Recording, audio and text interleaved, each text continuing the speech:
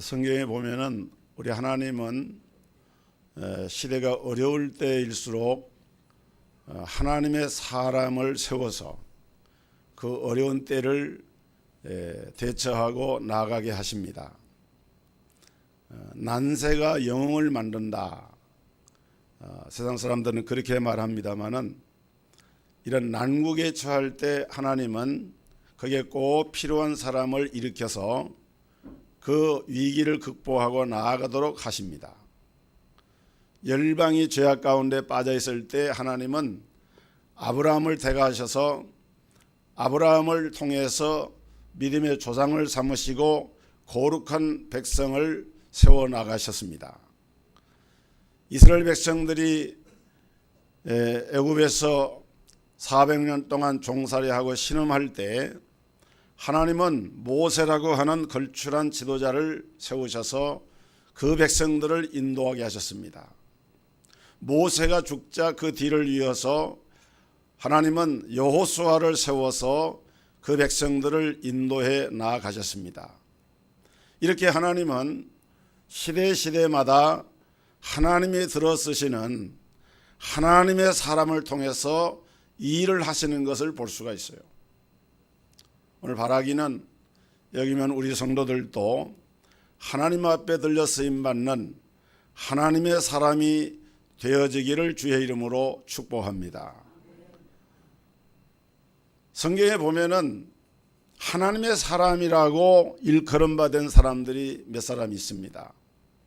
모세를 비롯해서 다윗과 엘리야, 엘리사 이런 사람들을 하나님의 사람이라고 이렇게 불렀습니다. 그 가운데서도 오늘 본문에 나오는 엘리사는 특히나 여러 차례에 걸쳐서 하나님의 사람이, 하나님의 사람 이렇게 엘리사를 하나님의 사람으로 부르고 있는 것을 볼 수가 있습니다. 엘리사는 정말 하나님의 사람이었습니다. 그는 요단강가에 있는 아벳무홀라 사람 사밧의 아들이었는데 북왕국 이스라엘의 이제 선지자로서 활동한 두 선지자 엘리야와 스승 엘리야와 엘리사는 북왕국의 이스라엘의 대표적인 선지자였습니다. 그런 당대와 후대에 많은 사람으로부터 하나님의 사람으로 인정을 받았고 또 왕들도 그를 신앙의 아버지로 섬기면서 의지했습니다. 아람 나라라든지 그 당시 주변 국가들도 이스라엘의 선지자 엘리사가 있기 때문에 함부로 나라를 공격하지 못했습니다. 그만큼 엘리사는 영권을 가진 하나님의 사람이었습니다. 오늘 그런 그가 본문에 보니까 이 토끼 사건과 관계해서 우리에게 귀한 교훈을 주고 있습니다. 마치 우리 옛날 통화에 보면은 금도끼, 은도끼 사건과 비슷한 그런 이야기입니다. 왜 하나님은 이 도끼 사건을 성경에 기록해 놓으셨느냐? 어떤 사람들은 이 도끼 사건을 영적으로 해석을 해서 영예를 합니다. 그래서 이 거처는 하나님의 성전을 말하는 것이고 이 도끼는 하나님의 종에 주신 은사를 말하는 것이다. 또 그 도끼가 물에 빠져 있는 도끼를 떠오르게 한 그 나뭇가지는 예수 그리스도의 십자가를 상징하는 것이다. 이렇게 하는데 물론 그렇게 설명한다고 해서 크게 나쁘지는 않지만은 이건 지나치게 문자적인 말씀을 영예를 한 그런 것이라고 볼 수 있습니다. 오늘 그렇다면 오늘 본문은 우리에게 무엇을 교훈하시느냐? 왜 이 말씀이 성경에 이렇게 기록이 되었느냐? 우리는 이 말씀의 의미를 찾기 위해서 이 말씀이 기록된 그 시대 상황을 우리가 이해를 할 필요가 있습니다. 그 당시 이스라엘 나라는 북왕국하고 남왕국으로 갈려져 있었습니다. 북왕국은 이스라엘이고 수도는 사마리아입니다. 남왕국은 유다라 그러고 수도는 예루살렘에 있습니다. 그런데 그 당시 이 남북 왕국은 마치 우리나라가 남북으로 대치한 것처럼 서로 대립을 하면서 때로는 전쟁도 하면서 대립을 하고 있었습니다. 특히 이 북왕국은 역대 왕들이 솔로몬 이후에 시조였던 여로보암 왕으로부터 시작을 해서 우상을 숭배하고 하나님을 떠나는 그런 왕들이 많았기 때문에 상대적으로 남쪽의 유다의 왕들은 다윗의 직계 계통으로서 이들은 하나님을 섬기는 일에 나름대로 노력을 많이 했던 왕들입니다. 그러다 보니까 원래 성전은 예루살렘에 있는데 남북 간에 교류를 할 수가 없습니다. 북쪽의 이스라엘 사람들이 남쪽의 성전이 있는 예루살렘을 갈 수가 없는 거예요. 차단이 되니까, 대립을 하니까. 그러니까 북쪽의 위정자들이 그 민심을 얻기 위해서 이 북쪽에 있는 이 베델과 길갈이라고 하는 곳에다가 우상제단을 거기다 세워놨습니다. 이것이 우리를 구원하신 여호와 하나님의 제단이다 라고 하면서 실제로는 우상을 숭배하는 제단을 만들어 놓고, 그러면서 이제 이스라엘 백성들, 북왕국 이스라엘 백성들의 그 민심이 동요하지 않도록 그렇게 하다 보니까 점점 예배가 사라져버리고 하나님을 경외하는 믿음이 사라져버리니까 백성들의 마음속에 우상이 자리를 잡기 시작을 하고, 한 번 우상이 들어가게 되면은 우상의 마력에 빠져서 사람들이 영성이 흐려지니까 사람들이 분별을 할 수 없게 됩니다. 그래서 우리가 잘 아는 북왕국이 바로 그 엘리사 선지자의 스승이었던 엘리야 선지자 때에 열왕기상 18장에 보면은 바알과 아세라 이 신을 섬기는 거짓 선지자들 850명을 엘리야 선지자가 하나님의 살아계심을 나타내면서 그들을 살육하고 여호와 하나님이 참 신인 것을 증거하는 그런 역사가 성경에 기록이 되고 있는 걸 볼 수가 있어요. 이미 그때부터 이스라엘 나라는 점점 우상 숭배로 기울어가고 있고 저물어가고 있습니다. 그럴 때에 하나님은 이 위기의 시대에 엘리야의 뒤를 이어서 엘리사 선지자를 택해서 그로 하여금 이스라엘 민족의 이 영적 신앙적 위기를 이제 극복할 수 있도록 하나님은 엘리사를 들어서 이 일을 하게 하신 겁니다. 오늘 하나님께서 여호와 하나님만이 참된 하나님이시다. 원래 엘리야라고 하는 이름의 뜻은 엘리야, 야훼는 하나님이다. 하나님은 야훼다. 여호와만 하나님이다. 그 말이 엘리야라고 하는 이름의 뜻이에요. 그러니까 엘리야는 그렇게 하나님을 선포했습니다. 엘리사라고 하는 이름은 뜻이 뭔가 하면은, 여러분 성경에 엘이라고 하는 말은 이렇게 하나님이란 말이에요. 엘로힘, 엘샤다이, 이스라엘, 가브리엘, 그 엘은 하나님을 말하는 거예요. 엘리사, 그는 하나님의 구원이란 말입니다. 그러니까 엘리사는 구원은 하나님밖에 없다. 하나님만 구원이시다. 마치 마태복음 1장 21절에 아들을 낳으리니 이름을 예수라 하라. 이는 그가 자기 백성을 저희 죄에서 구원할 자이심이라. 엘리사라고 하는 이름은 예수라고 하는 이름하고도 의미가 같은 거예요.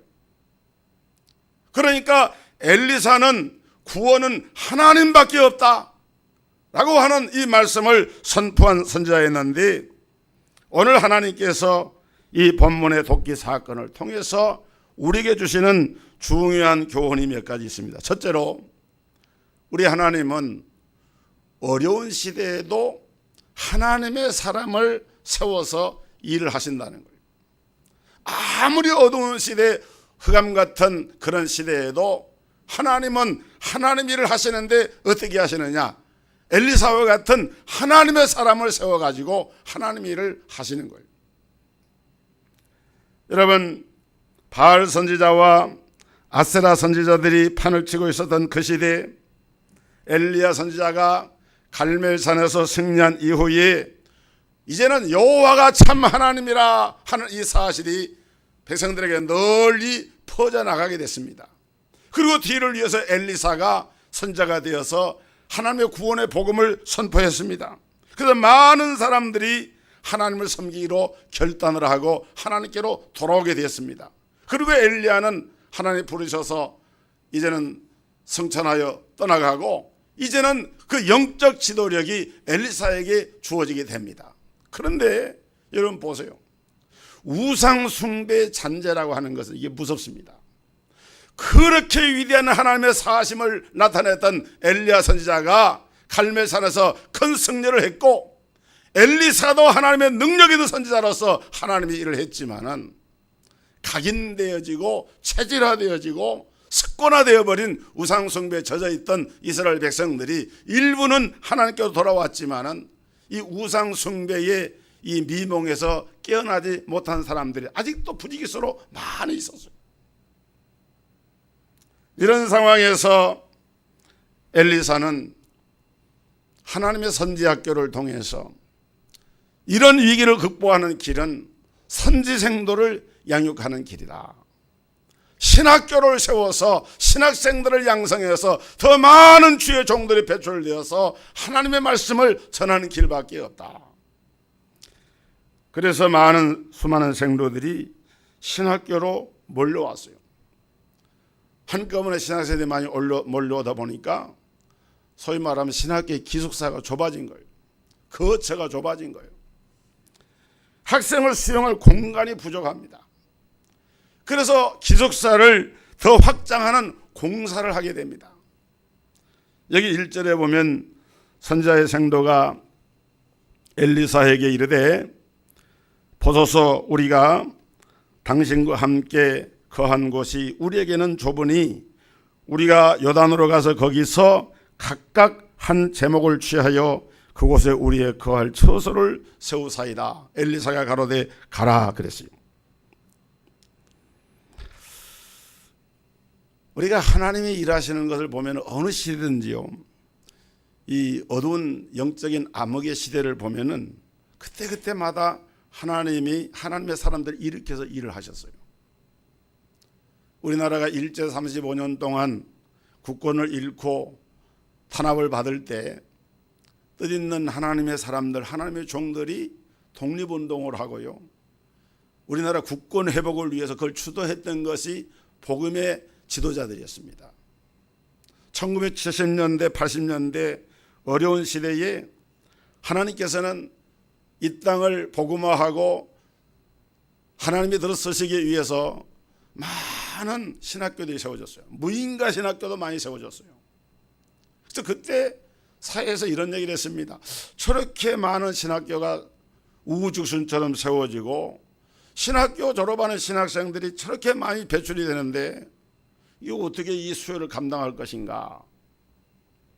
그런데 여러분 1970년대 80년대 그렇게 많이 배출된 신학생 목회자들이요, 20년 30년 세월이 흐르니까 한국교회 부흥과 세계 선교 역사의 주역이 돼가지고 그 일을 감당함으로써 오늘의 한국교회가 있게 된 줄을 믿으시기를 바랍니다. 정확한 건 아니에요. 유엔에서 세계의 지금 국가의 수를 계산할 때 뭐 215개국이다 또는 220개국이다 뭐 이게 차이는 기간별로 좀 다릅니다만은 지금 우리 대한민국이 수교하고 있는 나라가 188개 나라예요. 근데 그 가운데서 우리나라 선교사들이 들어가서 활동하고 있는 선교사들이 들어간 나라가 182개국입니다. 대한민국이 국가의 이름으로 수교하고 있는 나라들에 거의 빠짐없이 우리 한국교회의 선교사들이 들어가서 선교사역을 하고 있어요. 작년도에 나온 통계를 보니까 180여 개국에 28,326명의 선교사들이 파송을 받아가지고 일을 하고 있어요. 세계에서 몇 번째인 줄 압니까? 미국 다음이에요. 2번째입니다. 한국이 그렇게 큰 나라는 아니잖아요. 한국교회 역사가 그렇게 오랜 역사가 아니잖아요. 그런데 지금 우리 한국교회가 세계교회의 선교를 주도하고 있는 나라가 됐어요. 이거는 우리나라가 어려운 때에 사람들은 왜 저렇게 신학교가 많은가, 왜 저렇게 신학생들을 많이 배출하는가 비난도 하고 저질이다 뭐 이렇게 얘기했지만은, 그러나 하나님은 그 시대에도 하나님은 일을 하시면서 오늘날 세계 선교의 주역이 되도록 우리 한국교회를 들어 쓰고 있는 거예요. 믿으시기를 주의 이름으로 축원합니다. 그런데 한 가지 안타까운 것은 2015년도까지 우리나라가 해마다 외국에 보낸 선교사 수가 4자릿수였습니다. 그 말은 1000명 단위 이상으로 선교사를 보냈는데 작년부터 선교사가 급감을 하고 있어요. 1000명 단위가 아니고 3자리 숫자 600여 명의 선교사를 파송한 것으로 나타나고 있어요. 여러분, 그러나 저는 크게 걱정을 안 합니다. 우리 하나님은 어려운 시대일수록 당신의 사람들을 통해서 하나님의 사람들을 키워내세요. 하나님은 북왕국 이스라엘이 영적으로 침체되니까 하나님의 사람 엘리사를 통해서 많은 선지 생도들을 부르셨어요. 기숙사가 모자랄 정도가 되어서 기숙사를 증축을 해야 할 정도로 하나님의 일을 하겠다고 하는 이런 사명자들이 많이 일어났습니다. 그래서 선지 생도들이 도끼자를 들고 요단강가로 나간 거예요. 오늘 저는 우리 동석교회 모든 성도들이 하나님에 의해서 쓰임받는 하나님의 사람들이 되시기를 주의 이름으로 축복합니다. 누가 하나님의 사람이냐? 다 신학교 가는 것이 아닙니다. 다 선교사 되는 것이 아닙니다. 누가 하나님의 사람이냐? 하나님에 의해서 쓰임을 받고 있는 사람이 하나님의 사람이에요. 누가 하나님의 사람이냐? 하나님의 살아계심을 드러내는 사람이 하나님의 사람입니다. 누가 하나님의 사람이냐? 하나님의 통치 안에서 하나님의 뜻에 순종하고 하나님의 몸된 교회를 세워가면서 봉사하는 사람들이 하나님의 사람입니다. 저는 여러분이 그런 성도들이 되기를 다시 한번 주의 이름으로 축복합니다. 내 한 사람, 내 가족을 위해서만 사는 사람이 아니라 나를 이 세상에 보내신 하나님의 뜻이 있는데 그 하나님의 뜻을 따라서 미력하나마 하나님의 일을 감당하는 그런 성도들이 하나님의 사람인 거예요.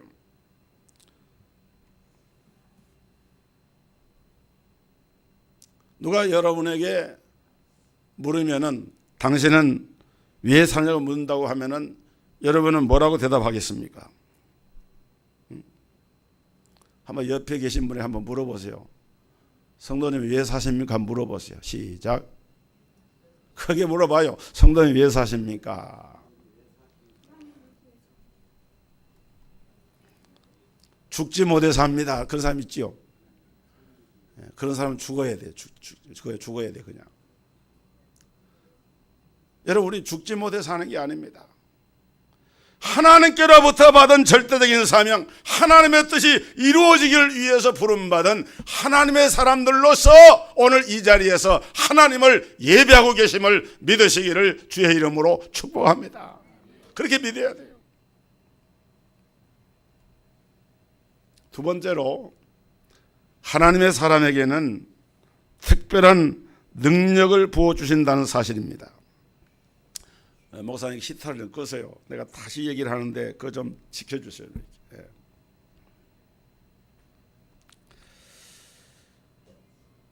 오늘 5절에 보면은 한 사람이 나무를 벨 때에 도끼가 자루에서 빠져 물에 떨어진지라.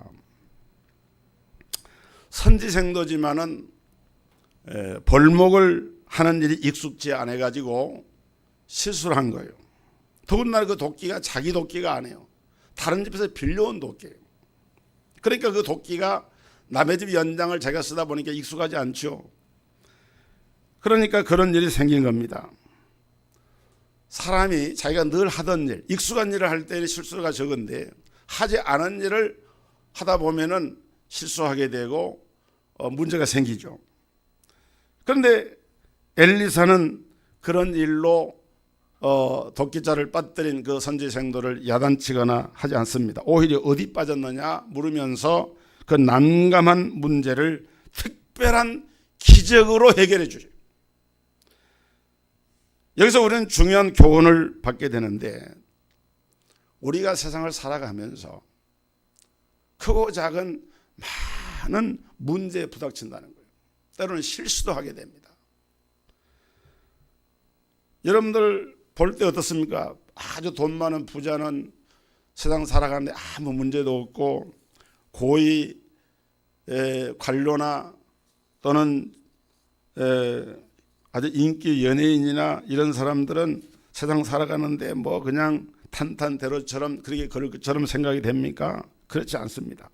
모든 인생들에게는 누구나가 다 할 것 없이 크고 작은 문제들이 끝없이 다 닥쳐오고 있어요.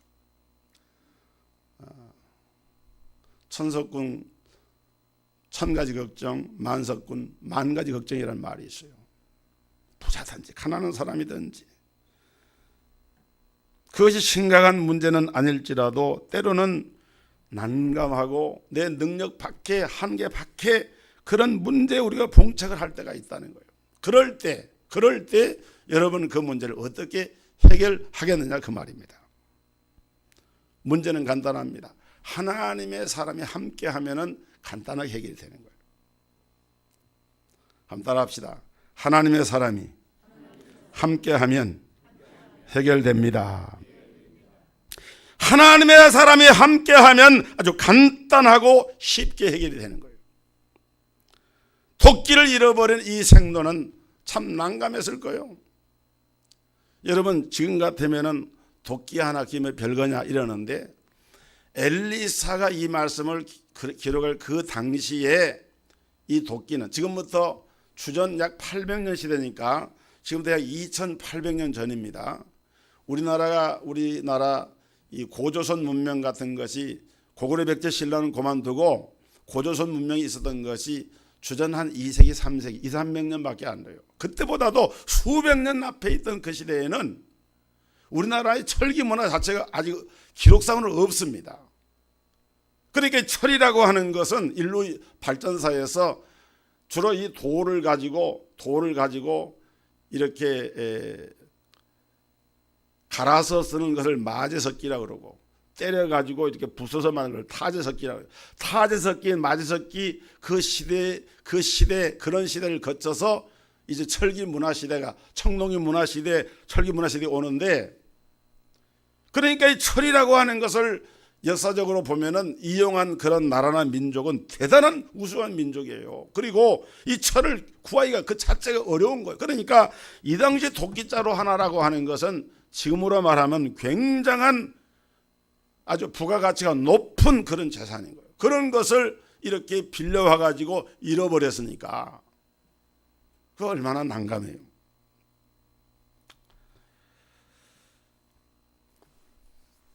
그래서 그는 선생님을 향해서 부르짖었습니다. 오, 네 주여, 이것은 빌려온 것입니다. 그런데 엘리사 선생님은 아주 간단한 방법으로 문제를 해결했어요. 우리나라 전래동화에 보면은 산신령이 나타나잖아요. 금도끼냐, 네 것이 은도끼냐. 근데 그렇게 한 것이 아니라 나뭇가지를 하나 베었어요. 나뭇가지를 베어가지고 그것을 물에다 던졌더니 그 쇳덩어리 도끼가 물 위로 떠올랐다 그랬어요. 믿으십니까? 믿지 못하십니까? 아니 물에 빠져 있는 도끼가 나뭇가지 하나 집어 던졌는데 떠오른 거예요. 그거 누가 한 거예요? 누가 한 거예요? 하나님이 하신 거예요. 하나님은 무에서 유를 창조하신 창조주 하나님이십니다. 우리 하나님은 우주 만물을 창조하신 하나님, 죽은 자도 살리시는 하나님, 홍해를 육지같이 건너게 하신 하나님, 무한한 능력을 가진 하나님, 그런 하나님이 세상에 물에 빠져있는 도끼 하나 물에서 떠오르게 하는 거 그건 못 아시겠어요? 창조주 하나님을 믿는다고 하면은 도끼가 물에서 떠오르게 하는 것을 가능케 하시는 하나님을 못 믿을 사람이 어디냐 그 말이에요. 여러분 지금 하나님은 우리에게 중요한 교훈을 주셨는데, 그것은 우리 성도들이 가지고 있는 문제가 어떤 문제든지 간에 하나님이 그 문제를 개입하시면은 그 문제가 해결된다. 우리 예수님은 인생의 모든 문제에 대한 해답이 되십니다. 식량 문제, 환경 문제, 기근 문제, 정신 내면의 문제, 육체의 건강의 문제, 삶의 모든 문제에 대한 그런 답을 가지고 계셔요. 할렐루야, 할렐루야. 믿으시기를 주의 이름으로 축원합니다. 믿어야 돼요. 이것을 믿지 못하면 예수 안 믿는 거예요. 전능하사 천지를 창조하신 하나님 아버지를 내가 믿사오며, 여러분 아까 신앙 고백했잖아요. 그 신앙 고백을 한다고 하면은 하나님은 인생 문제에 대한 모든 해답을 그분 안에 가지고 있다. 이것을 우리가 믿어야 된다고 말이에요. 중요한 것은 혼자 해결하려고 하면 문제가 어려워집니다. 의논을 해야 됩니다. 도움을 요청해야 됩니다. 그래서 선지자 생도가 그 벌목을 하러 갈 때에 자기들만 간 게 아니고 누굴 데리고 왔습니까? 하나님의 사람 엘리사를 향해서 선생님 좀 같이 가주세요. 같이 가야 돼요. 내가 가리라 하고 엘리야가 따라갔다 그랬어요. 하나님의 사람이 함께 한다고 하는 말은 무슨 말이냐? 하나님이 그 가운데 함께 하시겠다는 거예요.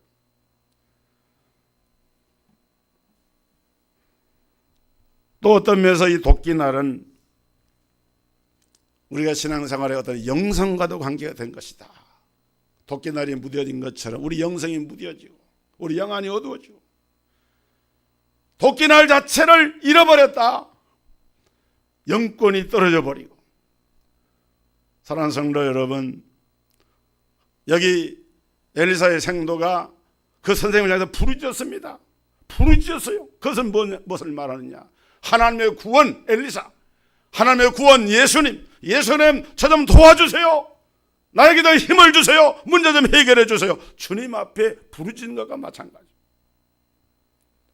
여러분, 문제 앞에서 부르짖어서 영권을 회복하기를 주의 이름으로 축원합니다. 회복을 위해서 기도하면 하나님 힘을 주시는 거예요. 세 번째로 하나님의 사람에게 권위를 세워서 일을 하게 하신다는 그런 의미가 있어요. 6절에 보면은 하나님의 사람이 가로되 어디에 빠졌느냐 하며 그곳을 보이는지라 엘리사가 나뭇가지를 베어 물에 던져서 도끼로 떠오르게 하고 가로되 너는 취하라. 그 사람이 손을 내밀어 취하니라. 어떻게 보면은 우리 현대 과학으로는 이게 잘 이해가 안 가고요. 쇼 같고 마술 같은 이런 이야기를 성경에 기록했는데 왜 하나님은 굳이 이런 방법으로 하나님께서는 일을 하셨느냐? 하나님의 사람 엘리사를 통해서 선지 생도들에게 실물 교육을 시킨 거예요. 너희가 사역하러 나갈 때 이 도끼 자루에 빠져나간 도끼날처럼 영권을 잃어버리고 힘을 잃어버리고 은사를 잃어버리고 낙탄되고 좌절할 때에 하나님을 향해서 부르짖어라. 하나님을 향해서 구해라. 너희에게는 하나님의 능력이 주어져 있다. 예수님이 제자들을 파송할 때도 12제자나 70제자 파송할 때 귀신을 내쫓는 권능을 줬어요. 각성의 병을 고치게 했어요. 예수 이름은 무엇을 명하든지 하나님이 시행한다는 약속을 줬어요. 우리 예수 믿는 성도들에게는 이런 은사와 권세와 능력이 주어져 있는 거예요. 이것을 가지고 가서 일해라. 오늘 이 사건만이 아니라 하나님은 엘리사를 특별한 사람 그리고 무섭고 두려운 사람으로 인식되도록 만드셨습니다. 왜? 열왕기하 2장에 보면은 여리고성에 좋지 않은 물에 여호와의 이름으로 소금을 뿌려서 그 물을 달게 해가지고 성민들이 그 물을 마시게 합니다. 또 열왕기하 2장에 보면은 엘리사를 향해서 엘리사가 이 머리가 대머리였어요. 저처럼 대머리였어요. 그래가지고 대머리가 놀리니까 엘리사가 저주를 했습니다. 하나님의 사람을 자기 개인에 대한 이런 불명예로만 여긴 것이 아니라 하나님의 사람을 존중치 않는 그 아이들을 향해서 저주하니까 암콤이 나와가지고 아이를 42명을 죽이는 그런 사건이 일어납니다. 그뿐만이 아닙니다. 아람 나라의 군대 장관 나아만이 문둥병자인데 병을 고침받지 못하고 있다가 엘리사 선생이 와가지고 너는 요단강에 몸을 7번 씻으라. 그 말씀에 순종했더니 그 살이 어린아이 살처럼 깨끗하게 되었다. 하나님의 역사들 아닙니까? 이게 하나님의 사람에게 하나님이 이런 능력을 주셔서 그 일을 감당을 하게 하신 거예요. 여러분, 하나님은 왜 이런 특별한 능력을 엘리사에게 부어주었습니까? 그것은 그가 남다른 성정을 가진 사람이기 때문에 그런 것이 아닙니다. 다만 하나님의 나라를 세워가려고 하면은 하나님의 사람에게 하나님의 능력이 필요하다. 그래서 모세에게 그런 능력을 주신 것 아닙니까? 그래서 사도 바울에게 그런 능력을 주신 것 아닙니까? 그래서 베드로에게 그런 능력을 주신 것 아닙니까? 그래서 믿는 자들에게 이런 능력을 주신다고 약속한 것 아닙니까? 사람이 대단하고 훌륭해서가 아니라 영혼 구원을 위한 복음 전도자에게, 복음 전도를 위해서 믿고 순종하는 자들에게 하나님은 이런 능력을 부여 주신 거예요. 그렇다면 오늘 우리는 어떻게 해야 합니까? 우리도 매사에 하나님의 종과 함께 해야 합니다. 문제가 생겼을 때 적극적으로 의논하고 하나님께 부르짖어야 합니다. 그리고 우리 자신도 하나님의 사람으로 나 자신을 하나님 앞에 드릴 수 있어야 됩니다. 그렇게 할 때 하나님은 당신의 거룩한 사역을 위해서 당신의 종들에게 능력을 부여하시고 세상을 이기고, 세상을 이긴 이김은 이것이니라. 요한일서 5장 1절에 보니까 세상을 이기는 이김이 무엇이냐? 우리의 믿음이라고 했어요. 믿음을 통해서 세상을 이기는 거예요. 그렇게 되기를 주의 이름으로 축원합니다. 그렇게 되기를 주의 이름으로 축복합니다. 지금 우리나라가 오늘 우리 시대는 권위상실의 시대를 할 수 있습니다. 국가 지도자에게도 이런 권위가 필요한데 이런 권위를 다 잃어버렸습니다. 그래서 나라 거지로요. 교회 지도자에게도 이런 권위가 필요합니다. 그런데 오늘 한국 교회가 이런 권위를 잃어버렸습니다. 가정의 가장에게도 이런 권위가 필요합니다. 그런데 가장의 권위가 땅에 떨어져서 말이 아닙니다. 오늘 여러분 자신을 위해서, 그리고 하나님의 교회를 위해서, 하나님의 영광을 위해서 영적 권위가 세워져야 합니다. 영적 권위가 세워져야 합니다.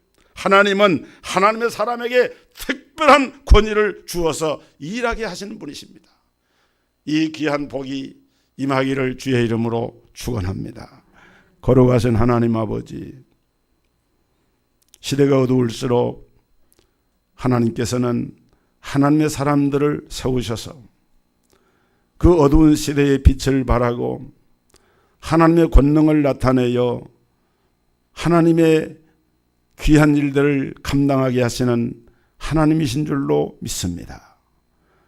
엘리사를 세우셔서 어두운 시대의 우상숭배와 하나님을 멀리 떠나 불신앙으로 혼란과 혼미를 거듭받은 백성들에게 하나님의 살아계심을 증거했던 것처럼 오늘 이 시대에도 하나님은 하나님의 사람들을 통해서 하나님의 거룩한 일을 감당케 하시는 주님이신 줄로 믿습니다. 주여, 우리 성도들도 다 하나님의 사람들로 부름받아 사오니 하나님의 특별한 권능을 입혀주시고 하나님의 능력으로 함께하는 믿음의 사람들이 되어서 하나님 앞에 이 사명을 온전히 감당해 나아갈 수 있도록 은혜와 복을 더하여 주옵소서. 예수 그리스도 이름으로 기도하옵나이다. 아멘.